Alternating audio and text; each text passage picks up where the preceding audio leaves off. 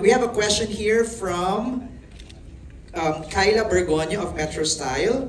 It's for Jessie. This is your comeback project. What was it like being on the set again? Baguhan. Almost 6 years kasi ako nagpahinga. Tapos hindi ko po talaga akalain na babalik pa ako. Kaya I'm very grateful. Actually ngayon naninibago pa ako eh. Kasi first big event ko ito after almost 6 years sa showbiz ha. So I'm very grateful and yun nga sinasabi ko nga kanina sila Sir Zenon, sila direct na alagaan nila ako sa set. Even the production, the staff, even my co-actors. Talagang alam nila kasing first show ko in a very long time. So inalagaan nila ako sa mga eksena. They were very accommodating sa mga concerns ko, sa mga questions ko. So I'm just really grateful. I'm nervous, but I'm really excited kung what's in store for me sa pagbabalik. Thank you, Jessie. The next question is for Gerald. This is also a comeback series for you. How different is this project and your character from the ones you've previously done? Well, ibang-iba talaga siya. Like yung, of course, it's different from Budoy, A Soldier's Heart, Tayong Dalawa, yung mga ano. But more than just the character, it's the story itself. Like kanina, di ba? I think our bigger purpose for the show is to make people aware na nangyayari talaga to. Kaya nakaka-relate na marami tao kasi if it's not you, yung may kilala kayo na nangyari sa kanila itong ganitong kwento. So I'm extra motivated kasi alam ko na may mauwi sila every episode. Diba, may bago kayong matututunan and there's that awareness. So parang eye-opener siya sa viewers natin. Super, na parang the next victim could be you. Yeah. No? And while you're watching it, it's also parang a forum na pwede ka mag-open up. Hindi ka na, kumbaga, wala na yung stigma. Alam mo na, nangyayari din sa akin yan. Yung gagawin. I should speak up. I should speak up. And then, yun, diba? Kasaming friends mo, nangyayari sa akin yan Because of the show, medyo mawawala yung stigma at yung takot. Diba? Tama yun, kasi pag hindi ka nagsalita, lalo maraming mabibiktima yung scammer na yun, di ba? Thank you, Gerald. Our next question will come from Carl Jun from Kapatid Insider. Carl Jun, are you here? You'll ask your question, go ahead. It's working. Low, ayun, magana. So, question for Direk. What is the concept behind this series? Why was Sins of the Father chosen as its title?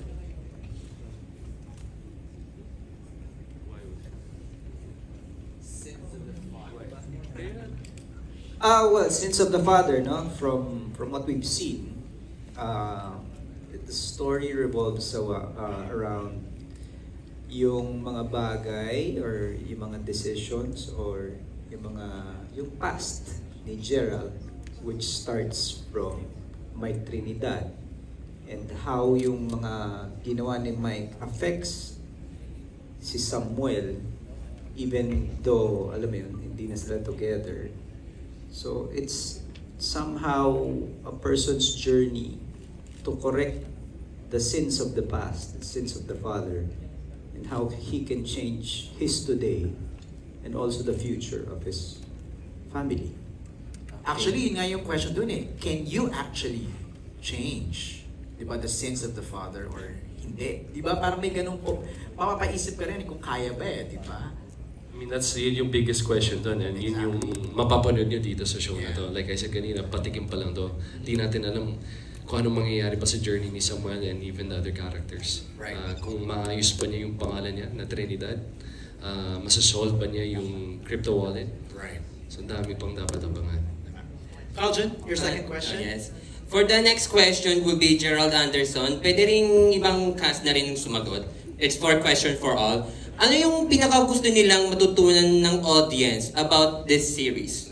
Okay, so partly kanina nasabi na to, no? Baka meron lang iba kayong gustong idagdag from Si Seth. Seth. Ako po, ang gusto ko... Pinolunteer na ni Hindi, ako talaga sa makatotohanan na lang. Bawasan ng pagkahilig sa easy money. Yes. Pagkahilig sa instant money. So yun, bilang sa Gency po, napapansin ko na marami na rin nahihikayat sa malaking panalo, konting taya, magaganyan, magganto.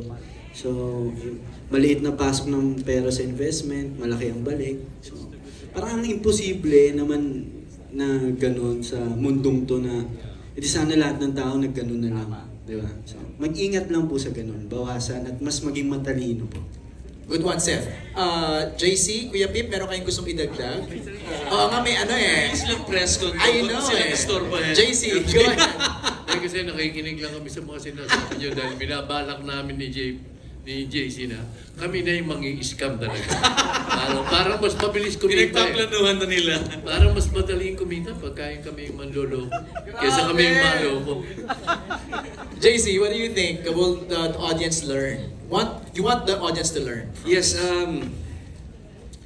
first and foremost, lahat dapat matuto mag-research about it and kailangan, kasi napaka-vague pag sinabing, kailangan mag-ingat kayo sa pag-invest. Pero ano ba yung pag-iingatan mo sa pag-invest? Like, halimbawa kung nasa bangko ka ba o mga nasa insurance ba, like, paano mo matututunan, aralin kung ano yung mga nandun. So, we have financial experts naman. And for sure, yung mga family members natin, meron tayong kahit isa dyan na marunong sa finance, na matutulungan tayo pagdating sa pag-invest. And alam mo, yun lang yung masasabi ko. If it's too good to be true, hindi talaga. Hindi pwede. Hindi totoo. There's no such thing as like 10% yield. Parang ganon. Kikita ka 5% yield, parang 50 times larger ka sa bangko. Parang, 'di ba, ang hirap paniwalaan, lalo na if your money is hard earned and talagang pinagtrabuhan mo, binigay mo yung buong buhay mo sa trabaho mo, tapos alam mo yun, mapupunta lang sa ganon klaseng investment, 'di ba? So, alam mo, kailangan talaga aralin. Yun siguro yung I think kulang sa generation natin ngayon, like yung the lack of information, and then kung paano natin matuturuan yung karamihan na matuto sa ganitong klaseng mga usapan. Right. May mga legit investments kasi naman talaga. MJ, sabihin ko lang po, nagbibiro lang ako, baka mag-isip din kayong gumawa ng ganung scam. Huwag. Dahil kakapahamak nyo lang ho talaga yun. That's true. Mapapahamak kayo pagka ganun. That's true. As I was saying, may mga legit naman talaga na investments. It's just that, sana, I have a feeling this series will help our viewers decipher ano ba dito yung totoo at ano dito yung fake at scam lang. So I think that's a good one. Carl Jun, maraming salamat for your question. The next set of questions will come from Reggie Bonoan. Reggie is here from Bandera. First question is for Gerald Anderson. 3 taon po ang nakalipas bago ka ulit mapanood sa serye. Ito ba ang gusto ninyo o may mga offers na hindi nyo bet gawin? And since tungkol sa scam ang kwento, nakaranas ka na ba ng ma-scam o sa family mo at malalapit na kaibigan?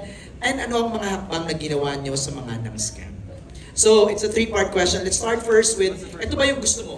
Is this the project that you really wanted or was there another offer? May mga ibang offers, of course. 3 years yun. But there's another show before this was, okay na ba? Nobody. Medyo pinalitan na po namin yun. Nagkaroon kami ng mga delays, but those delays were blessings. Nakapagbuo kami ng ganitong cast. Gumanda pa lalo yung storya. Added great directors. So, parang there's always a silver lining kapag medyo na-delay po yung mga blessings natin. There's always something better for us. So, ang key lang dun is to be patient, and you ask me if this is what I want. This is what I want. The other part is, meron ka bang family members or malalapit na kaibigan na na-scam at ano yung mga steps na ginawa ninyo? May mga kilala ko, may mga friends ako, may mga family members din ako na scam, and sometimes kaya prevention is the best eh. Kasi minsan kapag na-scam ka, hindi mo na makita yung tao na nag-scam sa'yo. Magaling sila sa ganun, as you see. Diba? Yeah, napanood nyo kanina, hindi nyo basta-basta mahabol yung mga yan. So, again, going back to the show, yun yung prevention. Watch the show, marami kayong makikita ng red flags. And if it's too good to be true, hindi po totoo yan. Walang easy money. Lalo na po sa panahon ngayon. Believe me, pag uwi ko sa taping, galing taping, sinasabi, wow, ang hirap kumita talaga. Walang madaling pera. You have to work hard for your money. And you have to work hard to keep your money. Thanks, Jay. Ang next question ni Reggie is for Shaina. Shaina, sa pagkakatanda namin ay first time mong gumanap na abogada. Paano mo ito pinaghandaan? Nag-sit-in ka ba sa mga hearings? Well, kanina rin sinasabi ko dun sa red carpet na kapag tinatanong ako kung meron pa ba akong role na hindi nagawa, wala na akong masabi kasi parang feeling ko nagawa ko na lahat. But then, when this show was pitched to me, I realized na meron pa pala akong hindi nagawa, which is being a lawyer, portraying being a lawyer. Nakaka-excite kasi bago siya for me. And also, it's my reunion project with Je and with most of them. But also, it's my first time working with Direk Pijoy, but sa mga hindi po nakakaalam, Direk FM was my director in Marinela when I was 7, 8.